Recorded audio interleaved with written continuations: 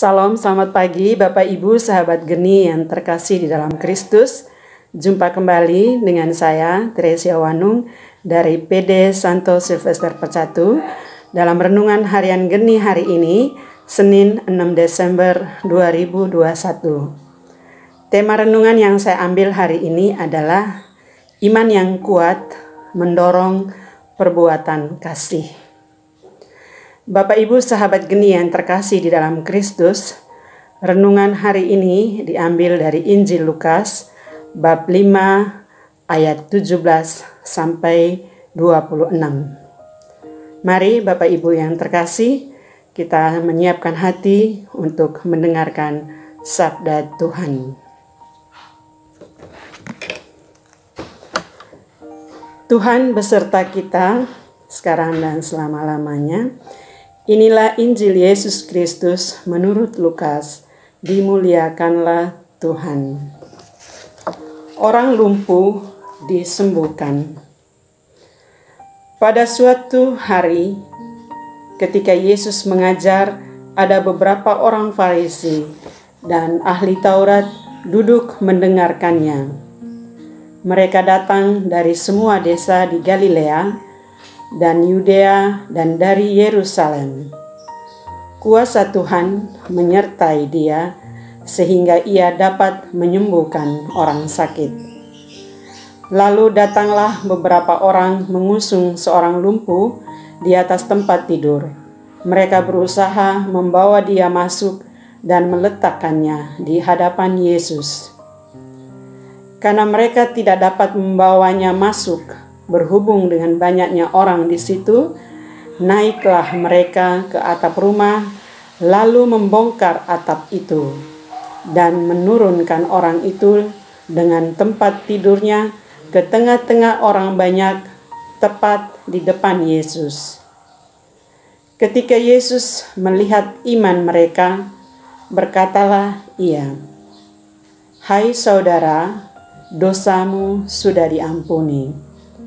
Tetapi ahli-ahli Taurat dan orang-orang Farisi berpikir dalam hatinya, "Siapakah orang yang menghujat Allah ini? Siapa yang dapat mengampuni dosa selain daripada Allah sendiri?" Akan tetapi Yesus mengetahui pikiran mereka, lalu berkata kepada mereka, "Apakah yang kamu pikirkan dalam hatimu? Manakah lebih mudah, mengatakan dosamu sudah diampuni, atau mengatakan bangunlah dan berjalanlah? Tetapi supaya kamu tahu bahwa di dunia ini Anak Manusia berkuasa mengampuni dosa." Berkatalah ia kepada orang lumpuh itu, "Kepadamu kukatakan, bangunlah, angkatlah tempat tidurmu, dan pulanglah ke rumahmu." Dan seketika itu juga bangunlah ia di depan mereka, lalu mengangkat tempat tidurnya dan pulang ke rumahnya sambil memuliakan Allah.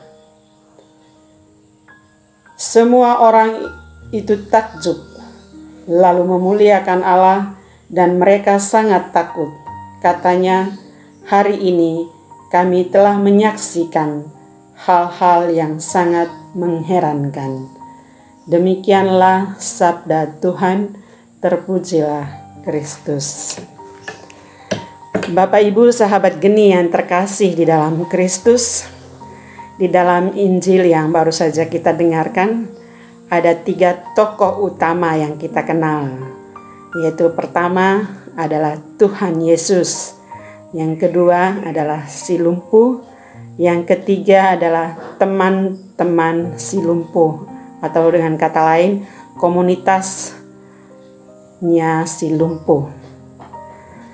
Dalam setiap pewartaannya, Tuhan Yesus lalu menunjukkan kasih dan kuasa-Nya. Selain mewartakan sukacita Injil, dia juga sekalian menyatakan kuasa-Nya lewat kesembuhan orang sakit, bahkan roh-roh jahat juga diusirnya. Dosa-dosa orang yang datang kepadanya juga diampuni. Hal ini mau menyatakan bahwa Tuhan Yesus itu adalah Tuhan yang penuh kuasa. Tuhan Yesus adalah sumber kasih itu sendiri. Dia selalu menyatakan kasih-Nya kepada orang-orang, terutama yang percaya kepadanya. Nah, bagaimana dengan si lumpuh ini? Nah, si lumpuh ini dengan segala keterbatasannya, dengan sakit fisik yang dia alami, tentu dia mempunyai keterbatasan untuk menjangkau Yesus. Dia ingin mendekat kepada Yesus, tetapi keadaannya tidak memungkinkan. Oleh sebab itu, sangat dibutuhkan orang-orang yang berada di sekitarnya. Dibutuhkan kepekaan dari orang-orang yang berada di dalam komunitasnya.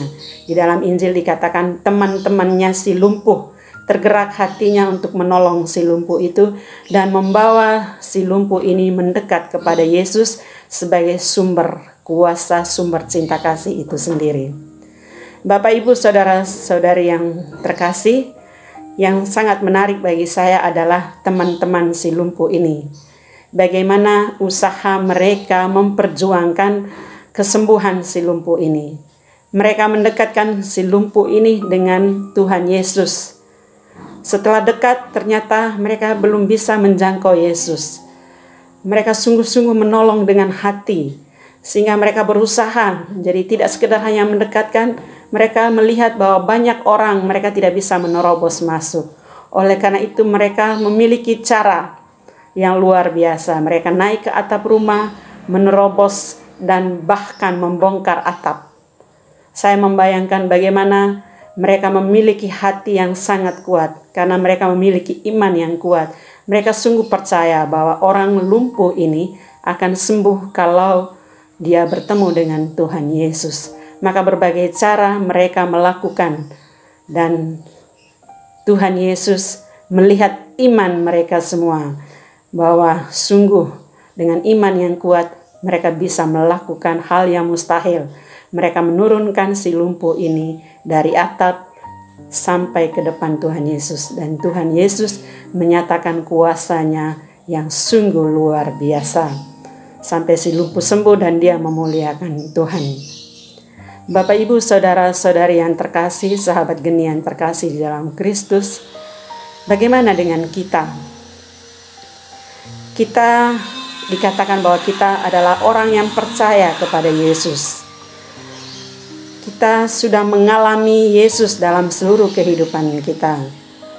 Kita banyak hal dalam seluruh kehidupan kita sesungguhnya adalah karya Tuhan yang sungguh nyata. Banyak mujizat-mujizat. Kita tidak perlu melihat mujizat yang besar. Bahkan nafas yang kita hirup setiap hari adalah sebenarnya mujizat nyata yang kita alami dalam seluruh kehidupan kita. Seluruh kehidupan kita adalah mujizat atau kuasa Tuhan yang berada di dalam hati kita. Bapak, Ibu, saudara-saudari yang terkasih di dalam Kristus, kita pun seperti teman-teman si lumpuh. Kita memiliki banyak komunitas dalam kehidupan kita. Salah satunya adalah komunitas kita di dalam persekutuan doa. Juga komunitas keluarga kita adalah komunitas yang paling kecil, yang menjadi dasar dari gereja itu sendiri. Juga kita memiliki komunitas-komunitas lain, KBG, lingkungan, komunitas tempat tinggal, komunitas tempat kerja, dimanapun kita berada. Kita memiliki banyak komunitas. Nah, di dalam komunitas-komunitas yang kita miliki, Tuhan Yesus sangat mengharapkan bahwa kita juga dipakai oleh Tuhan untuk menyatakan kasih Tuhan yang sudah kita alami kepada sesama kita.